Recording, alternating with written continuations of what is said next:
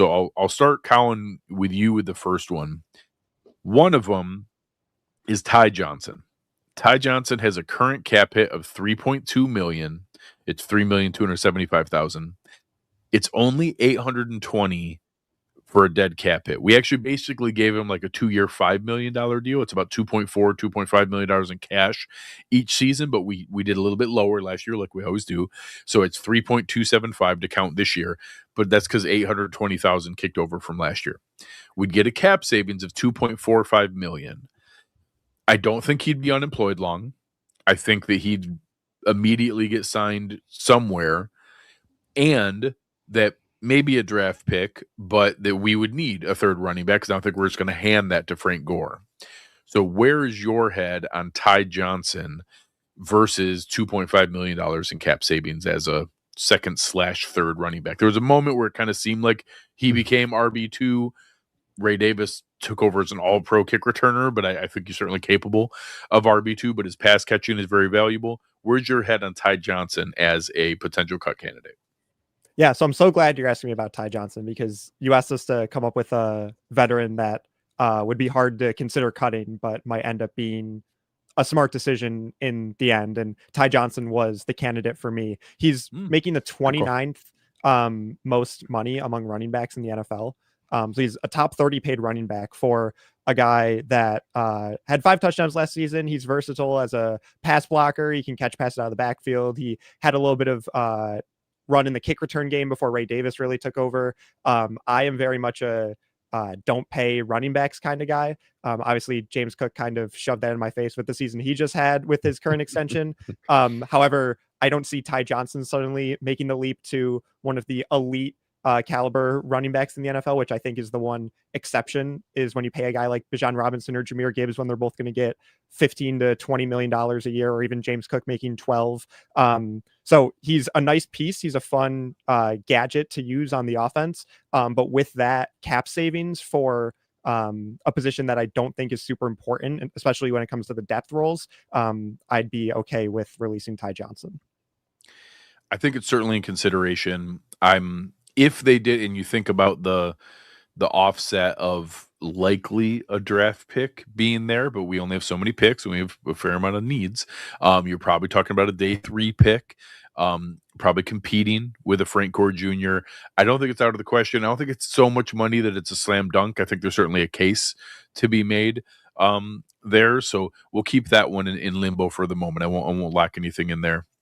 I'll say David, real quick too, just about Frank Gore Jr. Obviously, he spent most of his career with the Bills on the practice squad, but he was active in the playoffs, and we saw him involved in the offense. And I believe it was the first quarter against Jacksonville. He was out there running routes and he caught a pass. So clearly the Bills see something in him and trust him enough to give him a role like that in a playoff game. We'll see if they trust him for a bigger role like what Tai Johnson brings to the offense. But clearly the Bills think there could be something there.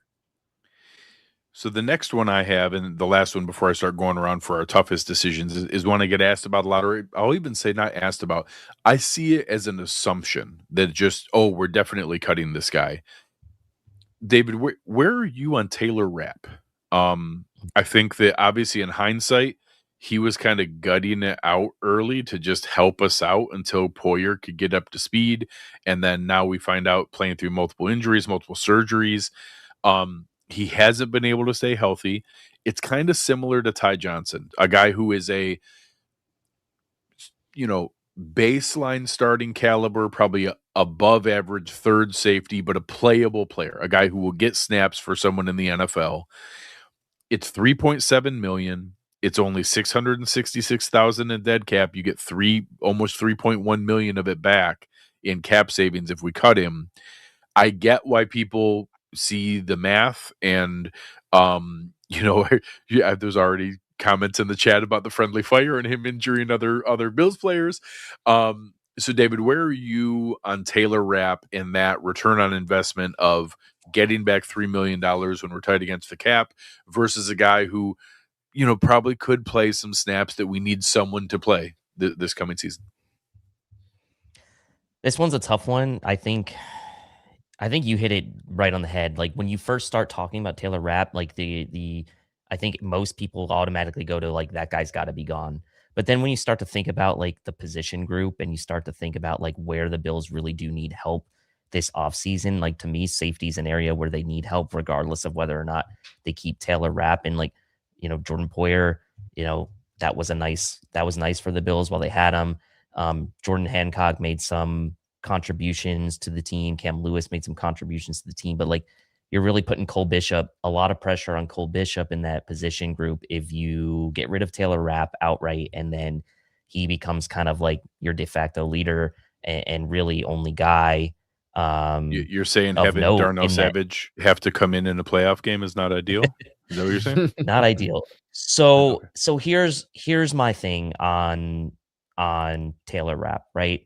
I am very much sort of like in the process right now of kind of looking at safeties in the draft, right? That's kind of like where and the safety free agent class, by the way, is very good this year. The crop of safeties that are Has available been in for free the last agency, couple years and is They've gotten no money. consistently one of the lesser paid Yeah. positions. Yep. So guys remain on the market longer. Yep. There will be options on the market, and Taylor Rapp will Correct. be challenged because of how many guys are out there. There's a lot on that list.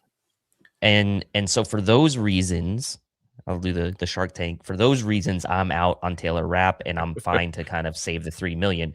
I think that I think Charles has a great angle for literally you can like obviously we're not going to do this because it's not good content, but if somebody just wanted to say, hey, we got to let Jim Leonard see how he fits into his system, you could just apply that sentence to every guy we're going to talk about tonight, because that really is ultimately what it's going to come down to is, hey, do they see him fitting? And he could be one of those guys, maybe if Taylor Bass does win the competition and you do keep Tai Johnson, that you get that in-season savings from later, maybe if you wanted to do something like that and see how things work out with him. But as it stands right now on February 4th, without really knowing what's going on in free agency yet or the draft, I'm looking at the crop of free agents available at the safety position. There's a lot of them that I would prefer over Taylor Rapp, and I would even pay a little bit more than what we're paying him. And the draft class, I think, has some good options for the Bills as well. So, like, if I have to decide right now, I probably am going to cut him. But that's probably one of those things where, like, if I have to pick one or the other, like, and I can't wait to see how he fits in Jim Leonard's system, I'm probably going to cut him. Yeah. So just a quick like comparison for the kind of scenario that I'm this isn't even a guess. I'm confident this is the exact conversation for at least one player that's going to take place as, hey, if we're going to have a veteran guy who's probably better as a third safety and probably better mentoring a third round pick that comes in as a safety, but can start for the beginning of the season and then hand off and still contribute as a third safety, why don't we have it be a guy who knows the system really well? Like, I don't know, PJ Locke. Who's going to be almost the exact same amount of money. So again, it doesn't literally have to be him. There were other guys they'll consider, but you're going to come into that scenario where it's like, hey, we don't need the guy to teach McDermott's system. We need a guy to come in to teach Leonard's system. And that's probably going to be a new list of guys. And that's probably going to be a new list of names that may be about the same amount of money, but it's just going to be new names that come in here. Okay, Chris, we're through the obvious names that get thrown out. There's a couple more I'm going to save that I know are going to come up in some of these categories that I get asked about a lot. But let's start out with the category we're already in here. I asked each of you guys to prepare who is the hardest longtime veteran you would consider cutting. And this can be either side of the ball, anyone that's there. What's the one where, whether it doesn't have to be shocking, but who's the one where you're drawing the line of like, man, I'm not sure, but I could see it, that you would have the hardest time of a longtime Bills name that you would consider cutting? It's got to be Taron Johnson for me, because you're not He's my getting a number ton one. of you're not getting a ton of savings with him. You're only saving like just under $2 million. So from that perspective, it's not as obviously of a home run as Curtis Samuel. And to me, I think Taylor Rapp is like almost an auto cut for a lot of the reasons that Dave said. And then what you hit the nail on the head with, Greg, you rather have it be a PJ Locke or someone who knows the system. Taron Johnson's a good player. And regardless of the system, and I know Eric has done a great job, like showing the differences and not getting too caught up on 4-3 versus 3-4. You still need and honestly, plenty of similarities. This isn't this isn't going from speaking Spanish to Mandarin. Like, there's still plenty of football. So yes, and in whatever system and whatever type of plays and concepts that Jim Leonhard is utilizing, you need a quality slot corner. And I think Taron Johnson is not the all-pro Taron Johnson of 3 years ago, but I think he's still a quality player.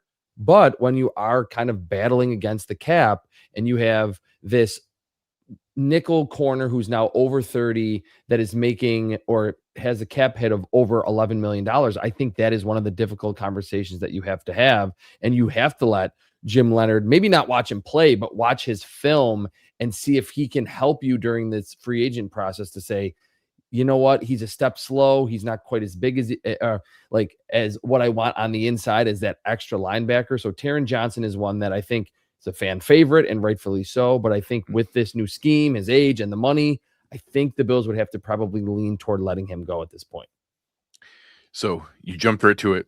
That's my number one, near and dear to my heart, just his style of play. He's been a huge cover one favorite, maybe Eric's favorite player on the roster during our stretch here. Aaron and I have been huge fans of his. The chinks in the armor started to show last year. There were moments before. He was never an elite athlete, elite coverage guy. He was a very good coverage guy who played well beyond his size and could play like a third linebacker while still giving you above average nickel coverage. Now the mind is still willing, but the body is a bit lacking, and he doesn't have that. And now it's starting to show a bit more. The man coverage is becoming a bit more of a liability, but the contract is the challenge. So as you touched on, Chris, there's not cap space. His cap hit is $11.4 million. We actually only owe him $8.7 million in cash. So when you think about if he got released, would he get an $8.7 million a year deal? Obviously not. Would he get signed? I think so. I don't think he would struggle to find a roster. So he is one of two guys that I think are the spots where Bean has the most leverage, where he can go to them and say, hey, listen, you guys can do math like I can. There's not a ton of cap savings here. We're not looking to just kick you out on the street to get nothing back, because we're not going to replace him for $2.7 million. It'll cost more than that for us to replace him as a starting nickel. However, we can't afford to pay you that much. Here's what we'd like to do. We'd like to take a chunk of that off the top, right, to begin with, and then split the difference on the rest and convert some of that into incentives that if you play well with probably snap count and maybe some overall defensive production metrics that make them unlikely to be earned. If you want to see my series on that, jump into for any One Pass members, I have the Salary Cap 101. I explain likely to be earned incentives, not likely to be earned incentives. A lot of the terms you hear thrown around tonight, it's a really good primer. They're each like 3, 4, 5 minute videos. There's about a dozen of them out there with a bunch of things like that. Not likely to be earned incentives are ones that are slightly better than what you did the year before, so they're technically not likely to be earned, which means they don't count against the cap until you achieve them. So you could set that at just above his snap count percentage from this year, just above whatever reasonable metric you can use for team defense performance, and maybe we take that $11.4 million cap hit and you knock that down by, I'll say, $4 million. If you took him from 8.7 million, you knock it down to 4 million, he can earn 2 or 3 of that back to kind of split the difference. He could make 6 or 7 million if he plays a ton and we play well, which in that case, everybody's happy. But in that scenario, if we went from he was an $11.4 million cap hit to if we just walked in and he was, say, a $6 million cap hit, we'd all probably be looking at that saying, all right, let's draft his replacement. Let's have that be a competition, but he still has value to the team and it's there. I don't know how that's going to net, where that's going to end up, but I'm confident that's a discussion happening at One Bills Drive for that one. All right, so we'll leave that one there for now. I'm going to count that as savings, and that we're going to assume that they reach a pay cut for Taron Johnson, but that it's not a release or a trade. So we'll leave Taron on the roster, but that we still are going to get a nice healthy chunk of money back, and that he'll want to stay with the team and not want to go face the rigors of the NFL free agency markets as a 30+ cornerback. That's never great. Let me stop here real quick. I've seen this a couple places. I'll ask you, Chris. I see a lot of people always assume, hey, every corner that gets a little bit slower, move him to safety. I laugh about that with guys like Trey White, because Trey White barely likes to tackle as a corner, let alone as a safety. Taron, on the other hand, is a very willing tackler and has been very willing to kind of stick his nose in there. Do you think letting him move further away from the line of scrimmage, using his mind more and his angles more, is there anything there for Taron, or is that probably more Madden theoretical stuff than reality? I think with Taron, it's a little bit more Madden theoretical than reality. You're right that Taron was never like this freaky athlete, super sudden, but he was obviously at his best, close to the line of scrimmage. He did play, I think, very good coverage in his prime from the slot.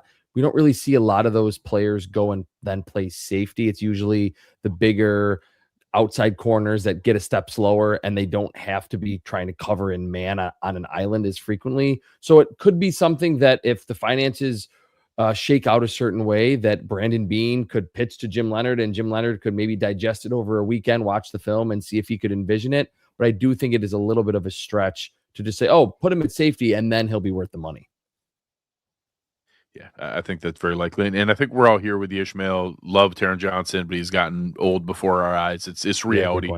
It happened to us with Jordan Poyer. You know, if Taron Johnson wasn't the favorite player of cover one during that stretch, Jordan Poyer is.